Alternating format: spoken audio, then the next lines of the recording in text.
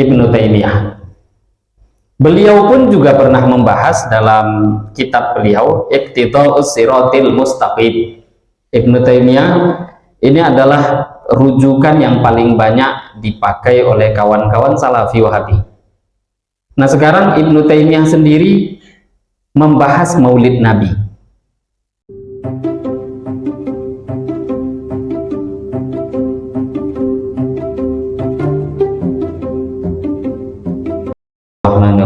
Assalamualaikum warahmatullahi wabarakatuh.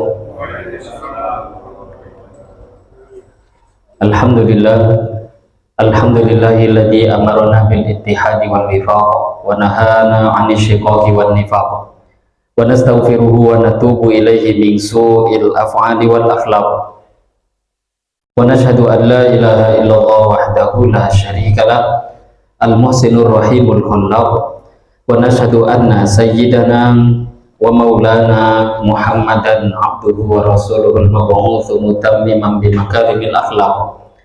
Allahumma shalli wa sallim ala sayyidina Muhammadin afdhalil khalqi 'alal itlaq wa ala alihi wa ashabihil faizina bi nushil ummati fil afaq. Salatan wa salaman daimaini mutalazimaini ila yaumit talaq. Amma ba'd. Bapak Ibu jemaah yang dimuliakan Allah, pada kesempatan maghrib yang singkat ini, insya Allah sampai sholat isya nanti, kita akan duduk sejenak membahas sedikit pembahasan yang berkaitan yang banyak dibuat oleh mayoritas umat Islam di bulan ini, pembahasan al-ihtifal bidzikril maulidin Nabi sallallahu alaihi wasallam. Tapi ini bukan macam peringatan, tidak, tapi lebih kepada kajian, mengkaji secara ilmiah pembahasan apa pembahasan yang dibahas oleh para alim ulama berkaitan dengan ihtifal, perayaan bidzikril maulidin Nabi sallallahu alaihi wasallam, perayaan memperingati maulid atau kelahiran yang mulia baginda Muhammad sallallahu alaihi wasallam. Saya membahas atau membaca kitab dari satu kitab yang ditulis oleh seorang ulama, Al-Imam Al-Allamah Al-Muhaddits As-Sayyid Muhammad Ibnu Alawi Al-Maliki Al-Hasani, dengan judul kitab Manhajus Salaf fi Fahmin Nusus Bainan Nadhriyah wa Tatbiq.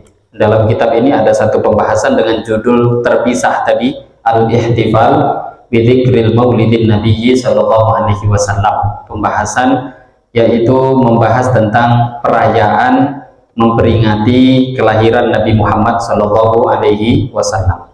Bapak Ibu yang dimuliakan Allah, hari ini tanggal 5 Rabiul Awal atau 6 tenggelam matahari tadi ya. Tadi siang itu tanggal 5. Maghrib tadi, maghrib ini sudah masuk di tanggal 6 Rabiul Awal. Di bulan ini biasanya kita ketahui umat Islam banyak di hampir seluruh penjuru dunia, mereka membuat perayaan atau peringatan, membuat acara untuk memperingati hari lahirnya Nabi besar Muhammad sallallahu alaihi wasallam. Tapi ketika amal ini dibuat, dan ini selalu berulang setiap tahun, selalu terus berulang tiap tahun, ketika bulan Rabiul Awal ini masuk, bulan Rabiul Awal ini datang, maka malah terjadi, paling tidak kalau di zaman kita, itu saling mencela. Orang yang setuju membuat maulid Nabi itu terkadangan, ada juga sebagian yang mencela yang tidak membuat, atau sebaliknya yang tidak mau membuat peringatan perayaan maulid Nabi ini mencela juga habis-habisan orang yang membuat acara maulid Nabi, mungkin dengan bahasa ini bid'ah, ini tidak dibuat oleh Nabi, tidak dibuat oleh sahabat, tabi'in, tabi'ut tabi'in, dan bahasa lain sebagainya, yang nanti kalau sudah disampaikan oleh mereka ini bid'ah, maka pemahaman kelompok itu akan memahami bid'ah itu pasti sesat, dan kalau sudah sesat di neraka. Nah, akhirnya pembahasannya menjadi meruncing. Akhirnya kalau sudah ada yang membuat peringatan atau perayaan Maulid Nabi, nah ini kadang sampai memvonis orang lain ini sampai masuk neraka dan lain sebagainya. Nah, kita akan kembali kepada duduk persoalannya. Bagaimana sebenarnya pandangan para ulama tentang amal ini? Dan ini setiap tahun selalu berulang. Hadirin Bapak Ibu yang dimuliakan Allah,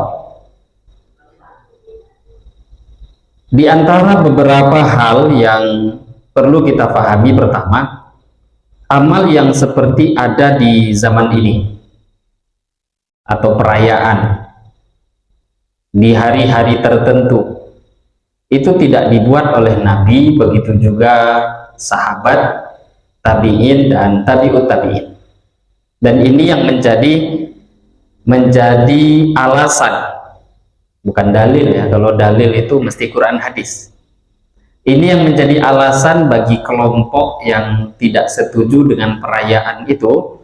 Mereka memiliki alasan, satu kalimat yang mereka katakan, annas salafas salih lam yaf'aluhu, bahwa Maulid Nabi itu jangan dibuat. Perayaan Maulid Nabi, peringatan Maulid Nabi, termasuk yang lain, Isra Mi'raj, nuzul Quran, apapun yang lain, itu jangan dibuat, kata mereka. Alasannya hanya satu. Ini alasan, annas salaf as-salih lam yaf'aluhu. Generasi salaf-salaf kita terdahulu, ulama-ulama terdahulu kita enggak membuat amal ini. Yang mereka maksud salaf ya 3 generasi, Nabi, sahabat, tabi'in ataupun tabi'ut tabi'in. Nah, sekarang apakah pemahaman seperti ini disepakati atau diakui oleh semua ulama? Nah, Bapak Ibu yang dimuliakan Allah, yang perlu kita ketahui bahwa apabila ada alasan mengatakan amal ini jangan dibuat karena tidak dibuat Nabi, ini malah bukanlah menjadi satu dalil. Ini yang harus dipahami. Jadi kalau memang Nabi tidak membuat, sahabat tidak mengerjakan, itu malah menunjukkan tidak adanya dalil dalam bab itu. Jadi kalau Nabi nggak buat, sahabat nggak buat, tabi'in, tabi'ut tabi'in tidak membuat, tidak ada, malah menunjukkan tidak adanya dalil. Lah ketika tidak ada dalil, mesti kembali. Tengok Quran, tengok hadis. Amal itu dilihat. Ketika amal itu tidak ada, atau bahasa lainnya bid'ah, nggak ada ini di zaman Nabi, maka ketika ditanya apa itu hukumnya, maka hukum kalau ditanya itu fatwa, apa hukum membuat amal yang ini yang dulu nggak ada di zaman Nabi, zaman sahabat nggak ada, zaman tabi'in, maka tentu jawabannya hukum itu mesti kembali salah satu pada 5 perkara. Ya karena dia nggak ada hukum, mesti dihukumi karena tidak ada tadi kan. Dan ini disepakati, memang nggak ada dulunya.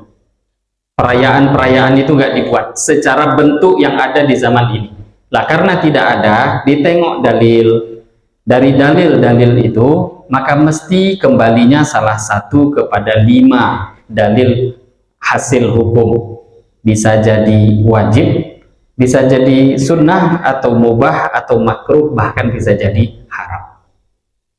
Nah itu mesti dilihat berlandaskan dalil. Nah, hadirin Bapak Ibu yang dimuliakan Allah, pembahasan ini pun juga bukanlah baru, tapi generasi ke generasi dari zaman dulu, kurang lebih bahkan 700-800 tahun yang lalu, pembahasan ini sudah mulai didokumentasikan dalam kitab-kitabnya para ulama. Nah, kita hidup sekarang kita anggap ini hal baru diulang-ulang, enggak. Dari zaman dulu. Nah, diantaranya Al-Imam Ibnu Hajar Al-Asqalani rahimahullah ta'ala, yang kita tahu beliau ulama luar biasa, pakar agama baik dalam bidang Quran ataupun dalam bidang hadis. Terutama beliau Ibnu Hajar Al-Asqalani ini sangat terkenal dalam bidang hadis. Biasanya orang ada yang dominan terkenal, bukan berarti beliau nggak paham fikih dan lain sebagainya.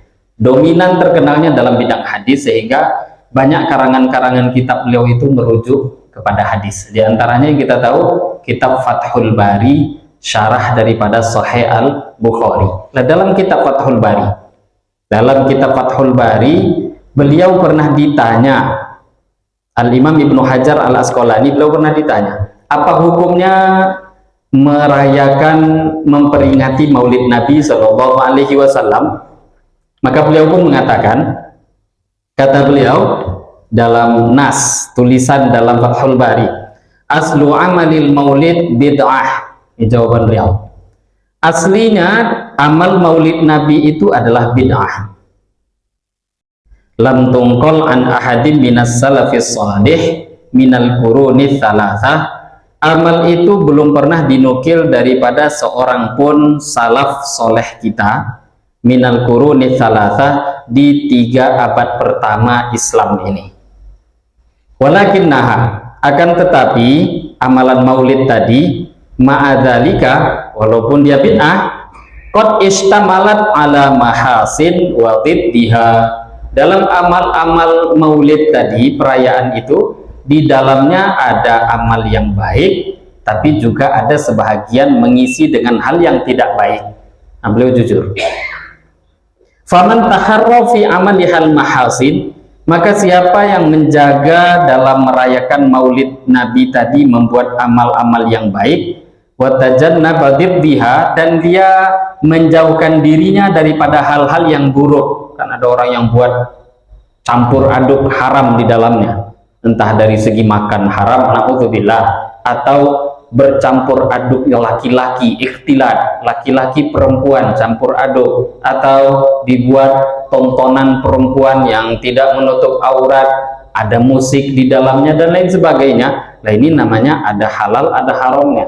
Maka kata Al-Imam Ibnu Hajar, siapa yang menjaga yang baik-baiknya, yang buruk-buruk dia tinggalkan, karena bid'atun hasanah, maka amal itu memang bid'ah, tapi bid'ahnya adalah hasanah, bid'ah yang baik.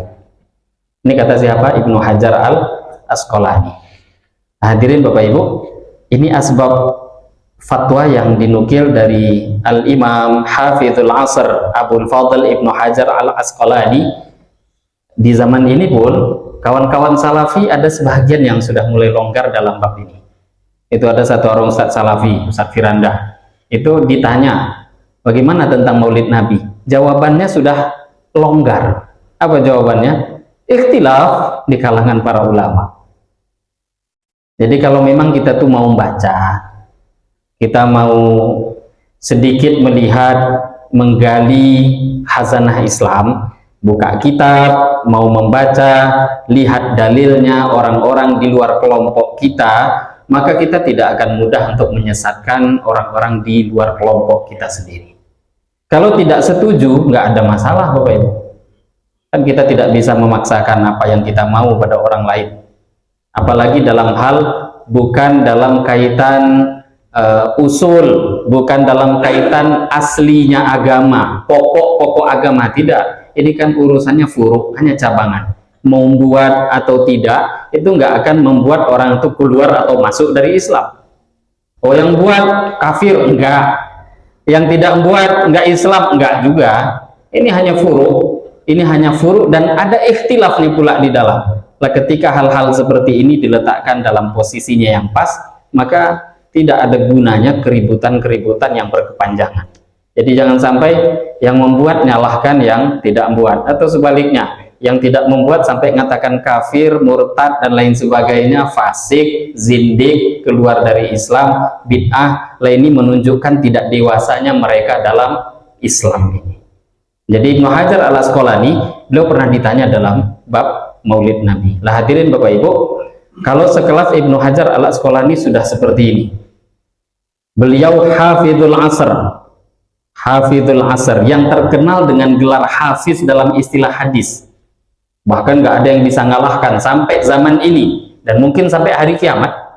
Dari zaman beliau itu nggak ada yang bergelar Al-Hafiz secara mutlak kecuali Ibnu Hajar Al-Asqalani. Itu memang betul-betul menguasai ke semua bidang hadis, daripada ilmu riwayah dan ilmu diroyahnya. Meriwayatkan dan diroyah keilmuannya betul, itu dikuasai secara luas. Lah kalau seperti beliau misalkan ada orang yang sampai mengatakan itu nggak betul, ilmunya dangkal. Lah yang seperti itu kita katakan dangkal, siapa kita?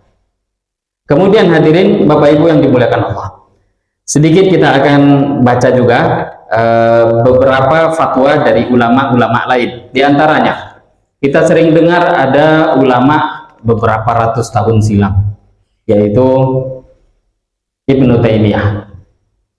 Beliau pun juga pernah membahas dalam kitab beliau Iqtida'us Shiratil Mustaqim. Ibnu Taimiyah ini adalah rujukan yang paling banyak dipakai oleh kawan-kawan Salafi Wahabi. Nah sekarang Ibnu Taimiyah sendiri membahas Maulid Nabi.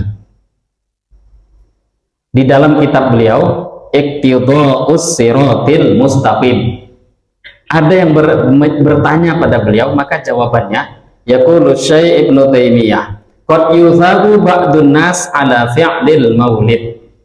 Kata Ibnu Taimiyah, orang-orang yang mengamalkan Maulid Nabi qad yuthabu, terkadangan mereka juga bisa mendapatkan pahala besar ala fi'lil maulid, karena mengamalkan perayaan Maulid Nabi. Wa kadzalika ma yahduthu ba'dun nas, begitu juga beberapa amal yang dibuat-buat baru oleh sebagian orang. Tadi khusus tentang Maulid kan. Nah beliau juga ngasih tahu termasuk amal lain, entah Isra Mi'raj, peringatan nuzul Quran dan lain sebagainya. Kata Ibnu Taimiyah, qad yusabu ba'dun nas ala fi'lihi, diberi pahala itu sebahagian orang karena dia membuat perayaan itu. Walaupun ada beberapa alasan, diantaranya mereka membuat imam mudhahatan lin nasara fi miladi Isa alaihi salam. Bisa jadi dia memperingati Maulid Nabi. Maulid itu kan kelahiran, memperingati kelahiran Nabi. Bisa jadi orang Islam yang memperingati itu karena mereka punya ghirah. Ghirah itu ada kecemburuan, ingin juga buat. Bagaimana kita ke orang Islam nggak buat Maulid Nabi perayaannya, padahal orang Nasrani itu memperingati hari lahirnya Nabi Isa. Natal itu aslinya hari lahir bagi mereka. Maka sampai diterangkan imam mudhahatan lin nasara fi miladi Isa. Kata Ibnu Taimiyah, bisa jadi orang itu merayakan karena melihat iri, orang Nasrani buat kok untuk Nabi Isa, masa kita enggak? Atau wa imma mahabbatan lin nabiyyi sallallahu alaihi wasallam, bisa jadi mereka buat tuh karena mahabbah, memang kecintaan pada Nabi, itu diberi pahala. Wa ta'ziman lahu, dan karena mengagungkan Rasulullah, wallahu subhanahu wa ta'ala, maka Allah qad yuthibuhum ala hadhil mahabbah wal ijtihad la 'alal bid'ah. Ini kata Syekh Ibnu Taimiyah, maka Allah subhanahu wa ta'ala akan memberikan pahala kepada orang tadi karena mahabbah, cinta dia pada Nabi, mengagungkannya pada Rasulullah, entah karena mudhahatan lin nasara, iri tadi, orang Nasrani buat untuk perayaan Nabi Isa kok kita enggak, maka ini diberikan pahala. La 'alal bid'ah, tapi bid'ah yang dibuat di dalamnya tidak. Nah berarti secara tersirat beliau juga ngasih tahu yang buruk-buruk, tapi Bapak Ibu kita juga harus jujur. Tidak dipungkiri memang ada sebahagian perayaan Maulid itu bercampur aduk, tidak jaleh, ada. Tapi kan juga kita tidak boleh kalau ada satu kesalahan di dalam satu amal bercampur aduk atau ada yang haram, perbuatan salah di dalamnya, kemudian kita langsung mengatakan terlarang, jangan dibuat. Oh kalau begitu hancur agama ini. Bagaimana tidak? Haji, umroh, apapun amal, itu kan terkadangan orang yang buat haji, lempar jumroh, tawaf, kadang ada yang salah itu yang mereka buat. Apakah karena kesalahan-kesalahan itu hajinya jadi dilarang, umrohnya jadi dilarang, melempar jumrohnya jadi nggak boleh? Ya enggak, yang benarnya terus dikerjakan, yang salah bid'ah ini masuk dalam bab amar ma'ruf nahi anil munkar. Nah ini kerjanya para ulama. Maulid Nabi buat yang baik, qiraah Quran baca di dalamnya, kemudian ada mau'idhah hasanah di dalamnya, mungkin ada madah, memuji-muji Rasul Shallallahu Alaihi Wasallam di dalamnya, membaca syair untuk Nabi, kemudian dijaga adab dalam majelis. Kalau dibuat hal-hal yang baik, maka itu semua menjadi baik. Kalaupun dikatakan bid'ah, bid'ah hasanah. Itu yang dikatakan oleh Ibnu Hajar al-Asqalani. Tapi tadi, jangan kita berpuas diri merasa ketika boleh halal haram dicampur. Itu pun nggak bisa. Yang salah, tinggalkan. Tapi kalau memang itu perkara benar, apalagi ada dalil-dalilnya, maka silahkan untuk mengerjakannya. Lah, Ibnu Taimiyah rahimahullah, beliau sendiri pun juga tidak sekaku orang-orang yang kaku di zaman ini. Walaupun nanti dia katakan, itu sudahlah dia baca kitabnya Ibnu Taimiyah, suka-sukanya Ustadz itu pula lagi terjemah. Bukan, Anda tinggal baca kitabnya sendiri. Karena beliau memang alim. Kalaupun mengatakan bid'ah tadi, banyak penjabaran-penjabaran yang beliau sampaikan. Bisa, apakah bisa Bapak Ibu? Coba bayangkan, beliau mengatakan qad yusabu, bahwa orang yang mengamalkan maulid, qad yusabu ba'dun nas ala fi'lil maulid. Sebahagian orang yang merayakan maulid itu bisa diberi pahala oleh Allah. Lah coba pertanyaannya, apakah mungkin kalau bid'ah itu yang difahami bid'ah sesat dapat pahala? Nggak akan mungkin. Pasti tadi beliau membagi, karena beliau juga secara detail mengatakan kalau dijaga hal-hal yang baik dapat pahala, kalau dia tinggalkan bid'ah-bid'ah yang buruk, di situ baru dia mendapatkan dosa dan tidak mendapatkan pahalanya. Nah, hadirin Bapak Ibu yang dimuliakan Allah, Maulid Nabi Sallallahu Alaihi Wasallam ini di antara beberapa pembahasan yang paling sering disampaikan oleh para ulama, dan ini berulang-ulang, cuma kita supaya mengetahui dari mana dalil hadisnya, pengambilan dalil yang dipakai oleh para ulama. Yang pertama diantaranya, merayakan maulid Nabi itu pasti ada faedahnya. Jangankan untuk kita orang Islam, dalam beberapa riwayat orang-orang yang tidak Islam pun mendapatkan faedah ketika bergembira dengan kelahirannya Rasulullah Shallallahu Alaihi Wasallam. Lah, untuk pembahasan detail apakah orang kafir itu mendapatkan faedah daripada amal perbuatannya dulu di dunia, itu ada ikhtilaf yang panjang dibahas oleh para ulama.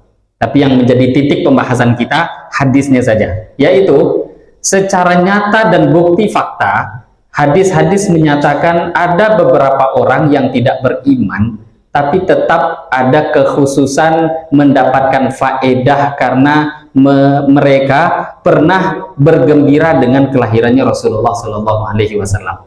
Ini diterangkan dalam kitab Sahih Al-Bukhari. Lah, kalau Sahih Al-Bukhari nggak terima, kira-kira mau terima dalil yang mana? Bapak Ibu, dalam kitab Sahih Al-Bukhari, Al-Imam Al-Bukhari beliau meriwayatkan satu riwayat hadis, cerita panjang.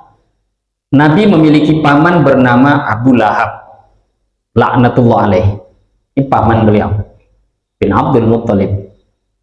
Ketika Aminah, ibundanya Rasulullah Shallallahu Alaihi Wasallam hendak melahirkan, maka Abu Lahab mengutus budak perempuannya yang bernama Thuwaibah untuk menemani persalinan daripada Aminah radhiyallahu taala anha, dibantu persalinannya. Maka Thuwaibah pun pergi.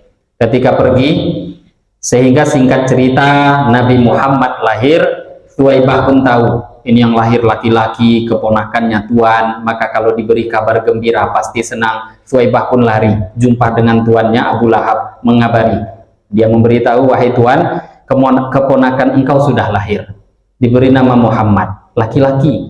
Itu saking bergembiranya Abu Lahab, maka Abu Lahab pun mengatakan, Thuwaibah, karena engkau sudah memberikan kabar gembira ini kepada aku, engkau sekarang aku merdekakan.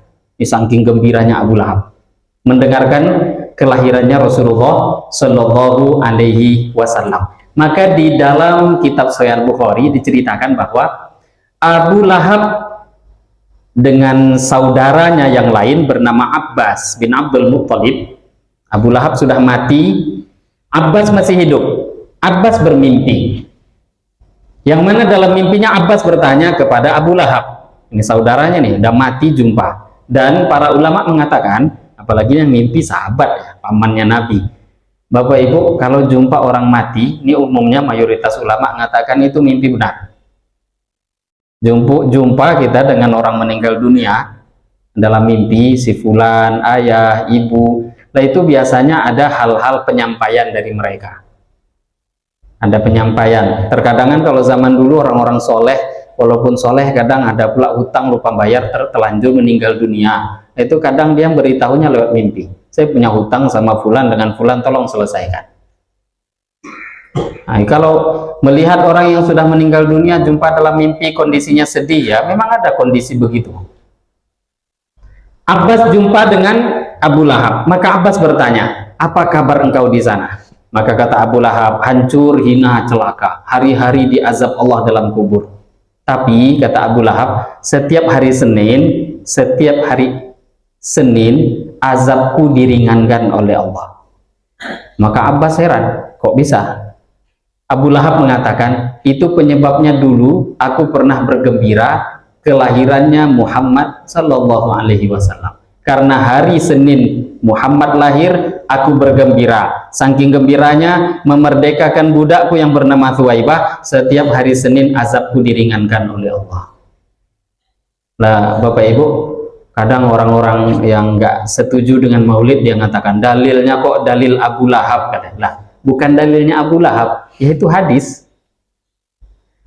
Maka satu orang ulama besar bernama Al-Hafidh Syamsuddin Muhammad Ibnu Nasiruddin Ad-Dimashqi, beliau sampai menulis, mengarang satu syair yang beliau katakan, idza kana hadza kafiran ja'a dammuhu bitabbat yadahu fil jahimi mukhallada ata annahu fil yaumil itsnaini daiman yukhaffafu anhu lis-sururi bi ahmada famadhannu bil abdil ladzi tala umruhu bi ahmada masruran wa mata muwahhida.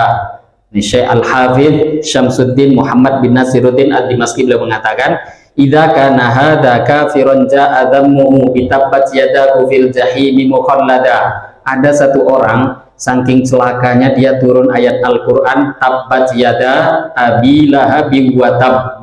Celaka dan celaka kedua tangan Abu Lahab.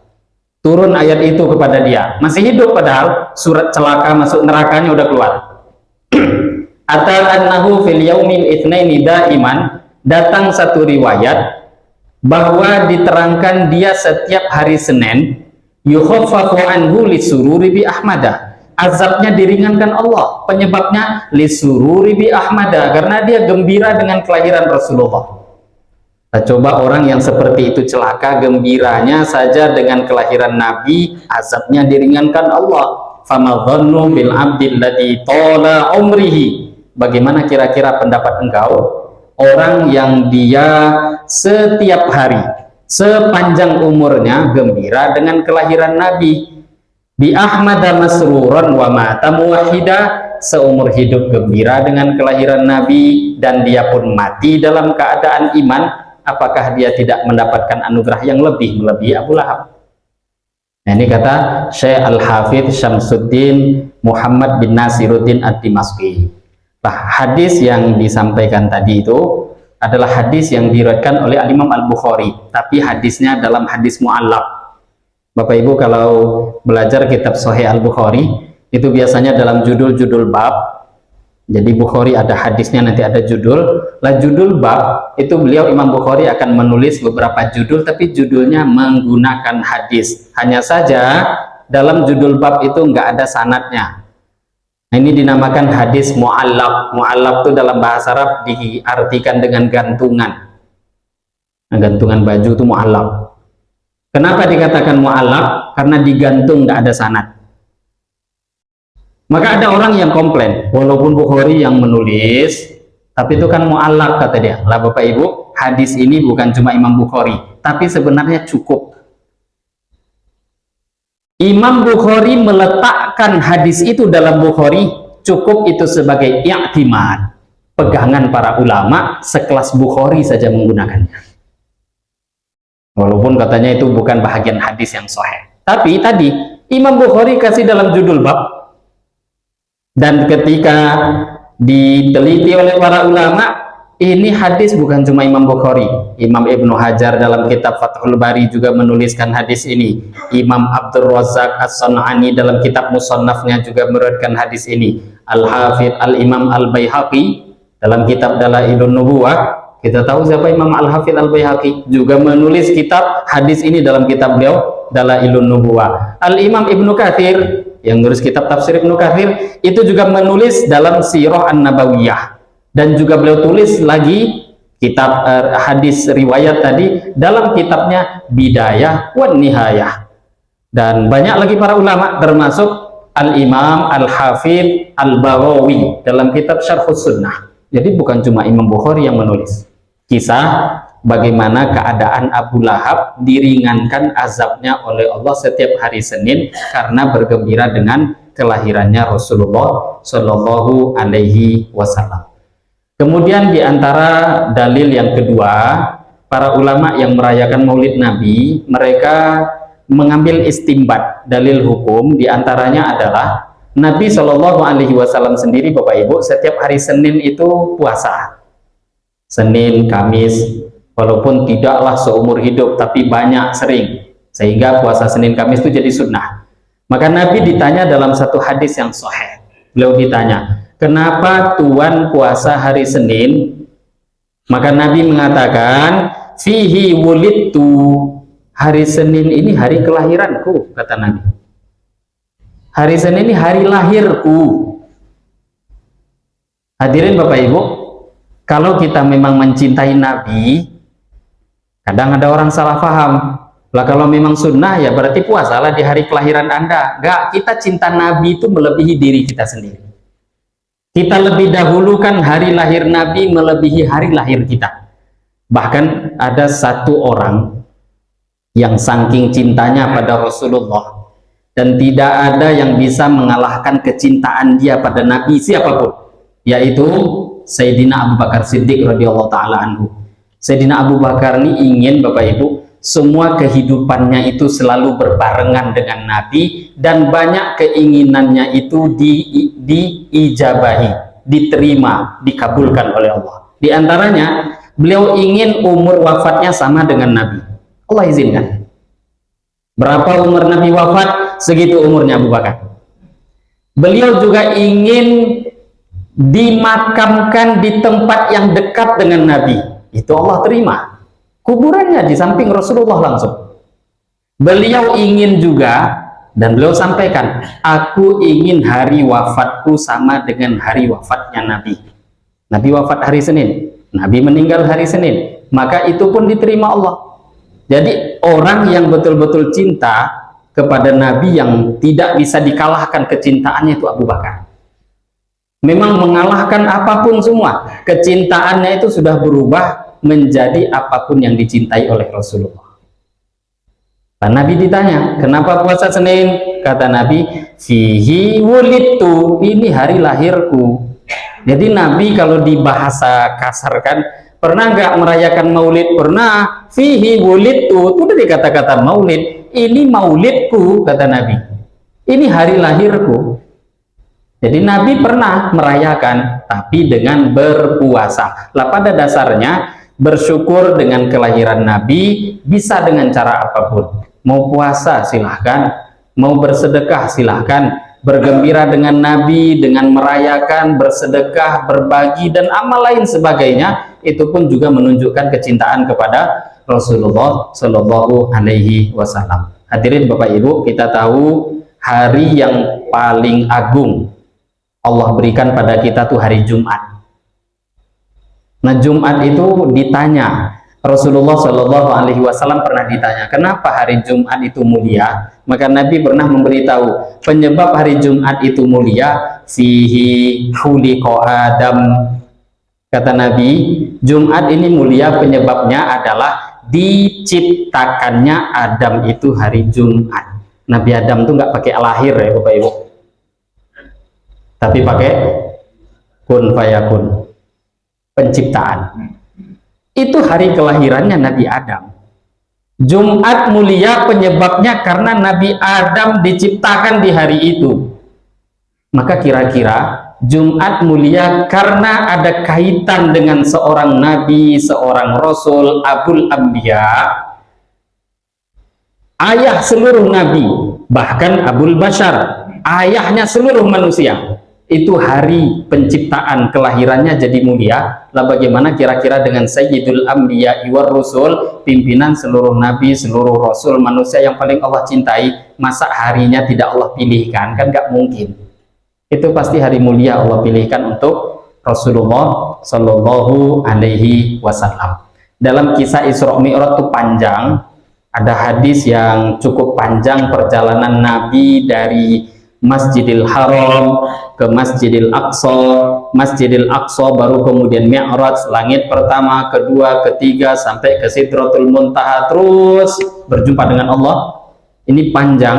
Lah di antara perjalanan hadis Isra Mi'raj, Nabi berjalan dari Masjidil Haram terus ke Masjidil Aqsa. Dalam perjalanan itu Jibril menyuruh Nabi untuk turun di beberapa tempat. Banyak. Inzil fasolli, turun sholat, kata Jibril. Selesai sholat Jibril tanya, atadri aina shollaita, tahu nggak Muhammad engkau sholat di mana? Maka Nabi mengatakan, la adri, saya nggak tahu. Kata Jibril, engkau sholat di tempat Musa menerima wahyu, Bukit Tursina. Kemudian selepas itu diajak berjalan lagi. Ayo jalan, terus berjalan. Inzil, turun, kata Jibril, mari turun. Selepas turun disuruh sholat. Selesai sholat Jibril tanya, atadri aina shollaita, tahu nggak Muhammad engkau sholat di mana ini? Kata Nabi, la adri, saya nggak tahu. Kata Jibril, shollaita bi baiti lahmin haitsu wulida Isa bin Maryam. Hai Muhammad, engkau sholat tadi di Bethlehem. Bethlehem itu bahasa Arab.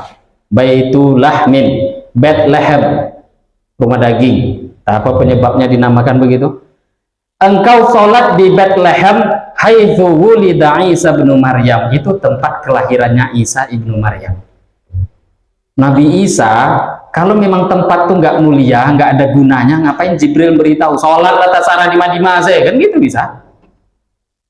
Tapi enggak, engkau sholat di sini, ini tempat wahyu turunnya Nabi Musa. Engkau sholat di mana tadi, tahu nggak?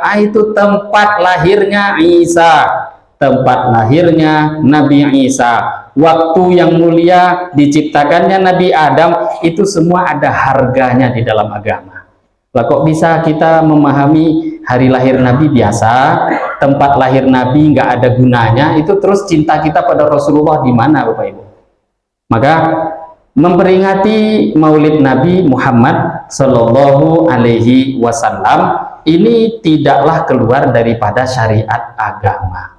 Dan luar biasanya Rasulullah Shallallahu Alaihi Wasallam di dalam Al-Quran, Allah Subhanahu Wa Taala sampaikan, wa rafa'na laka dzikrak, wahai Muhammad, wa rafa'na, aku angkat, laka, untuk engkau, dzikrak, penyebutan namamu. Jadi Allah sudah janjikan, Muhammad, namamu itu akan diangkat oleh seluruh manusia di dunia dari generasi ke generasi, zaman terus dunia sampai akhirat. Kita tengok nih Maulid Nabi, walaupun orang itu nggak setuju dengan Maulid Nabi, tapi tetap juga nama Nabi akan terangkat dengan ketidaksetujuan dia dengan Maulid Nabi. Kan tetap dia akan bersolawat, dia akan menyebut Nabi, dia juga akan menyebut sejarah, cuma dia tidak memberi nama ini Maulid, tapi nama yang lain. Nggak ada masalah Bapak Ibu. Kalau ada orang nggak setuju buat Maulid Nabi, dia akan buat juga acara seperti Maulid Nabi, namanya acara menentang Maulid, itu aja. Tapi isinya Maulid Nabi itu di dalamnya nanti. Ada beberapa orang ustadz di Pekanbaru nggak setuju, tapi diundang Maulid mau. Saya tahu namanya beberapa diundang di pinggiran Jalan Panam, Masjid Nurul Huda, termasuk yang di YouTube nggak setuju. Tapi diundang Maulid mau. Dia bilang, ya saya kan nggak atas nama Maulid, cuma atas nama lain. Ya terserahlah, pengurus nulisnya di situ acara Maulid Nabi kok. Kenapa? Wa rafa'na laka dzikrak, walaupun juga nggak setuju dengan Nabi Muhammad mau diangkat nama, ya Allah sudah angkat namanya. Mau acaranya namanya maulid, mau acaranya nama yang lain, entah itu sirah nabawiyah, entah nanti sejarah kelahiran Nabi, itu nama lain perayaan maulid Nabi. Maka acara ini sebenarnya bagi orang yang kita berpikir normal, ya sudah, itu hal normal itu. Apa yang salah dengan perayaan maulid Nabi? Maka Bapak Ibu yang dimuliakan Allah, bukan berarti orang yang merayakan maulid di Rabiul Awal tapi terus nggak mengingat Nabi di selain bulan itu, tentu tidak. Nah, kita sendiri juga bukan membuatnya di 12 Rabiul Awal yang pas di tanggal itu juga tidak. Kadang 5 hari sebelumnya, 10 hari sebelumnya, kadang bulan depannya, bulan sebelumnya. Kenapa? Karena tidak ada keharusan di bulan itu. Tapi kita juga memahami setiap pembahasan apabila mutabik, berkesesuaian dengan waktu, maka akan lebih mengena dalam waktu itu. Perayaan 17 Agustus paling pasnya ya 17 Agustus. Walaupun kalau ada orang mengatakan merayakan kemerdekaan tanggal 20, boleh enggak? Ya boleh aja merayakannya, tapi paling pas sesuai waktunya. Sebenarnya syukur atas kemerdekaan seumur hidup, tiap hari, tiap tahun, tiap bulan, cuma paling pas mengena dengan tanggal yang sesuai. Maka merayakan itu untuk kita mengingat. Jangankan kita, dalam Al-Quran Nabi Shallallahu Alaihi Wasallam sendiri Allah sampaikan, wa kullan naqussu 'alaika min amba'ir rusul ma nuthabbitu bihi fu'adak. Wahai Muhammad, aku ceritakan kepada engkau kisah-kisah Rasul terdahulu. Al-Quran itu isinya kan sejarah Nabi, mulai Nabi Adam, Idris, Nuh, Hud, Soleh, itu diceritakan Allah kepada Nabi Muhammad dalam Quran. Tujuannya cuma satu, linutsabbitu bihi fu'adak, supaya hati Nabi itu kokoh dalam agama. Jadi mendengarkan cerita sejarah orang soleh itu akan membuat hati Nabi kuat dalam agama. Nabi perlu, masa kita enggak? Lah maulid Nabi itu mau mendengarkan ceritanya Rasulullah. Kenapa? Isinya maulid kan itu.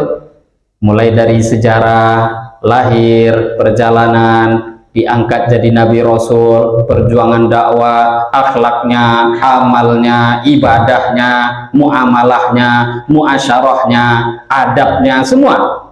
Cukup waktu Ustadz itu akan sampaikan berjam-jam, tapi kadang kita tidak mampu, 1 jam udah paling lama. Tapi isinya itu. Sehingga mendengarkan kisah Nabi, linutsabbita bihi fu'adak, akhirnya hati kita tuh kokoh dalam agama. Kita punya contoh dan cita-cita hidup. Lah Rasulullah pun perlu, apalagi kita. Lah hadirin Bapak Ibu, ini diantara beberapa alasan atau dalil yang disampaikan oleh para ulama bagaimana pentingnya kita membuat ihtifal bi maulidin Nabi Sallallahu Alaihi Wasallam. Termasuk malam ini pun kalaupun kita tidak namakan memperingati maulid Nabi, yaitu peringatan jadinya sekarang. Lah berarti Ustadz tidak boleh lagi dibuat nanti, 100 kali dibuat selepas ini pun tidak ada masalah. Tiap hari mau dibuat nggak ada masalah. Nggak sesuai dengan bulan Rabiul Awal, nggak apa-apa juga. Nah ini diantara pembahasan yang penting kita ulang-ulang kaji kembali, karena berulang-ulang juga kejadian ini di setiap tahunnya. Nah ini mungkin yang bisa kita bahas. Waktu sholat isya sudah masuk, mungkin azan dulu dikumandangkan. Selepas azan kalau memang ada tanya jawab, dipersilahkan nanti selepas azan. Ya, kita dengarkan azan terlebih dahulu. Yang dimuliakan Allah, di zaman Nabi Shallallahu Alaihi Wasallam hidup, Nabi pun juga ada beberapa hal. Contoh di acara-acara perayaan, kegembiraan, ihtifal dan lain sebagainya, itu biasa di kalangan kita umat Islam untuk membacakan syair atau nyanyi-nyanyian yang berisi pujian-pujian dalam agama pada Rasulullah Shallallahu Alaihi Wasallam. Ini bukan hanya dibuat di zaman kita, tapi sudah dimulai dulu. Nabi hidup pun sudah dibuat oleh para sahabat di depan Rasulullah Shallallahu Alaihi Wasallam.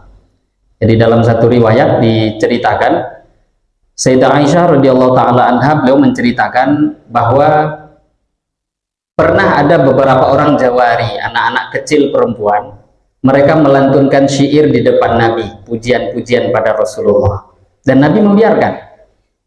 Jadi pujian-pujian pada Nabi itu hal yang seharusnya malah sewajarnya disampaikan oleh kita umatnya, memuji Nabi Shallallahu Alaihi Wasallam.